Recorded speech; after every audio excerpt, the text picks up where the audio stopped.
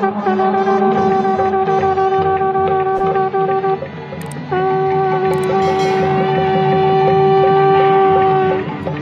मोदी ने 22 जनवरी को अयोध्या में राम मंदिर में प्राण प्रतिष्ठा करके हिंदू राजनीति से सर्व समाज को संदेश दिया।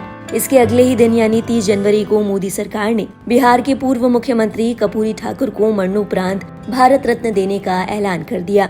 माना जा रहा है कि इस कदम के साथ मोदी सरकार ने नीतीश और लालू दोनों खेमों में खलबली मचा दी। जाति जनगणना के बाद नीतीश कुमार ने पिछड़े समाज की अगुवाई का झंडा बुलंद करने की कवायद शुरू की थी। महागठबंधन सरकार में शामिल सभी दल इस मुद्दे को लेकर बीजेपी पर हमलावर हैं। सीएम नीतीश और कांग्रेस के नेता तो देश भर में जाति जनगणना की मांग तक कर रहे हैं। लोकसभा चुनावों के लिए इसे महागठबंधन के बड़े हथियार के रूप में देखा जा रहा था, लेकिन मंगलवार देर शाम केंद्र सरकार के इस ऐलान ने महागठबंधन की आस पर अड़ंगा लगा दिया है। पीएम मोदी ने सोमवार को अयोध्या में भव्य राम मंदिर में रामलला की प्राण प्रतिष्ठा की।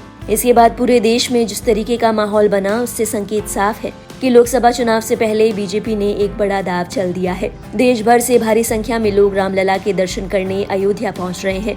बीते दिन आलम ये था कि भीड़ को संभालने के लिए पुलिस और प्रशासन के पसीने छूट गए। भीड़ को देखकर समझा जा सकता है कि बीजेपी ने देश के लोगों की नब्ज पकड़ ली है। बीजेपी ने राम मंदिर के दम पर हिंदू जनमानस के साथ ही आम भारतीय को अपने पक्ष में करने वाला एक अहम कदम उठाया है। वहीं प्राण प्रतिष्ठा के अगले दिन मोदी सरकार ने एक और बड़ा दांव चल दिया। बीजेपी ने बिहार के पूर्व मुख्यमंत्री और जननायक कहे जाने वाले कर्पूरी ठाकुर को भारत रत्न देने का ऐलान किया है। माना जा रहा है कि इससे नीतीश और लालू दोनों की रणनीति पर असर पड़ेगा। गौरतलब है, बिहार में जाति जनगणना के बाद महागठबंधन यहां पर पिछड़ों का अगुवा बन रहा था।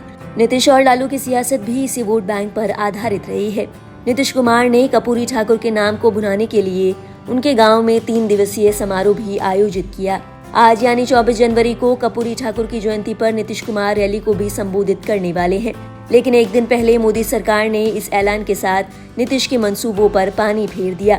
बता दें, आरजेडी चीफ लालू प्रसाद यादव और मुख्यमंत्री नीतीश कुमार दोनों ही कर्पूरी ठाकुर की लेगेसी को फॉलो करते हैं। 90 के दशक के दौर से ही दोनों इस फॉर्मूले को अपनाते हुए बैकवर्ड क्लास के वोटों पर पकड़ बनाए हुए हैं। असल में बैकवर्ड क्लास को 2 श्रेणियों में बांटने का फॉर्मूला भी कर्पूरी ठाकुर ने ही तैयार किया था। इसके जरिए वो वंचित समाज को उचित जगह देना चाहते थे। नीतीश ने ओबीसी और ईबीसी वर्ग तैयार किया और खुद को अति पिछड़ा वर्ग यानी ईबीसी का प्रतिनिधि बनाया। उधर लालू बैकवर्ड क्लास को लेकर चलते रहे। अब बीजेपी का भारत रत्न वाला दांव वोट दे पाता है या नहीं, ये तो चुनाव के नतीजों के बाद ही पता चलेगा।